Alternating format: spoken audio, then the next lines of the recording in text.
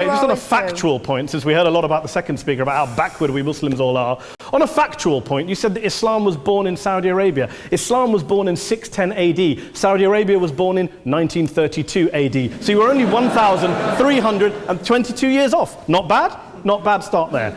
Talking of maths, by the way, a man named Al-Khwarizmi was one of the greatest mathematicians of all time, a Muslim, worked in the golden age of Islam.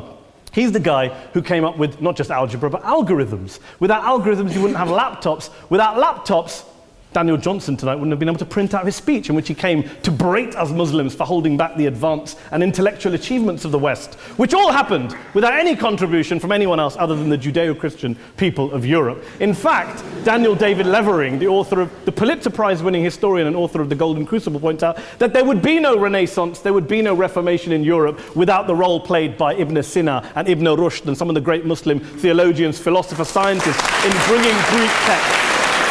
I do follow a religion in which 113 out of the 114 chapters of the Quran begins by introducing the God of Islam as a God of mercy and compassion. I don't follow a religion which introduces my God to me as a God of war, as some kind of Greek God of wrath, as a God of hate and injustice. Not at all. As Adam pointed out, you go through the Quran and you see the mercy and the love and the justice. And yes, you have verses that refer to warfare and violence. Of course it does. This is not a motion about pacifism. I'm not here to argue that Islam is a pacifistic faith. It is not. Islam allows military action, violence in certain limited contexts. And yes, a minority of Muslims do take it out of that context. But is it religious? Daniel and Anne-Marie have suggested that it's definitely religion that's behind all of this. Well, actually, what I find so amusing tonight is we're having a debate about Islam, and the opposition tonight have come forward. We have a graduate in law, a graduate in modern history, a graduate in chemistry, and you know, I admire all of their intellects and their abilities, but we don't have anyone who's actually an expert on Islam, a scholar of Islam, a historian of Islam, a speaker of Arabic, even a terrorism expert or a security expert or a pollster, let alone to talk about what Muslims believe or think. Instead, we have people coming here, putting forward these views, putting forward these sweeping opinions. Listen to Professor Robert Pape of the University of Chicago, one of America's leading terrorism experts, who, unlike our esteemed opposition tonight, studied every single case of suicide terrorism between 1980 and 2005, 315 cases in total. And he concluded, and I quote, "There is little connection between suicide terrorism and Islamic fundamentalism or any of the world's religions. Rather, what nearly all suicide terrorist attacks have in common is a specific secular and strategic goal to compel modern democracies to withdraw military forces from territory that the terrorists consider to be their homeland." And the irony is, when we talk about terrorism, the irony is that the opposition and the Muslim terrorists, the Al-Qaeda types, actually have one thing in common, because they both believe that Islam is a warlike, violent religion. They both agree on that. They have everything in common. Osama bin Laden would be nodding along to everything he's heard tonight from the opposition side. He agrees with them. The problem is that mainstream Muslims don't. The majority of Muslims around the world don't.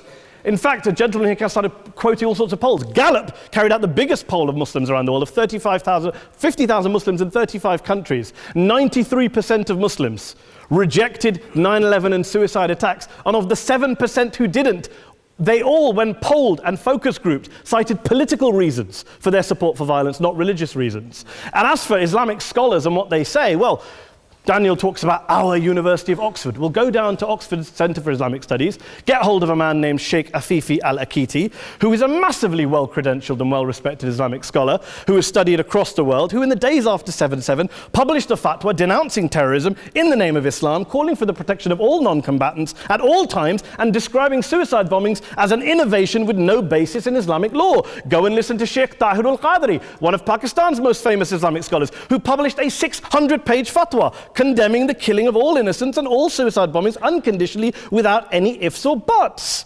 There's nothing new here. This is mainstream Islam, mainstream scholarship, which has said this for years. You don't go out and kill people willy-nilly in the high street or anywhere else, on a bus or a mall, based on verses of the Quran that you cherry-pick without any context, any understanding, any interpretation, or any commentary.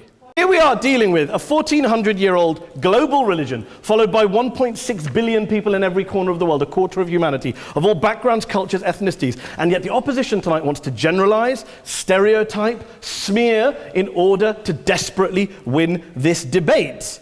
And here's my question, if we're going to generalize and smear. If, okay, people say yesterday's bombers, and we've got to be careful, there's a trial going on, were yesterday's attackers, motivated by Islam? Big debate. I don't believe they were. If Islam is responsible for these killings, if Islam is what is motivating these people, and Islam is therefore not a religion of peace, a religion of war, then ask yourself this question: why aren't the rest of us doing it? Why is it such a tiny minority of Muslims are interpreting their religion in the way that the opposition claim they are? Let's assume there are 16,000 suicide bombers in the world. There aren't. Let's assume there are for the sake of argument. That's 0.001% of the Muslim population globally. What about the other 99.99% of Muslims who the opposition tonight either ignore or smear? The reality is that the rest of us aren't blowing ourselves up tonight. The reality is that the opposition came here tonight not worried about the fact that me and Adam might pull open our jackets and blow ourselves up tonight because we're followers of a warlike warrior religion which wants to take over Europe and Daniel's university. The issue is this. The issue is this. Unless the opposition can tell us tonight, and Peter Atkins is here, one of our great atheist intellectuals, can tell us tonight, can answer this question tonight: why don't the vast majority of Muslims around the world behave as violently and aggressively as a tiny minority of politically motivated extremists? Then they might as well give up and stop pretending they have anything relevant to say about Islam or Muslims as a whole.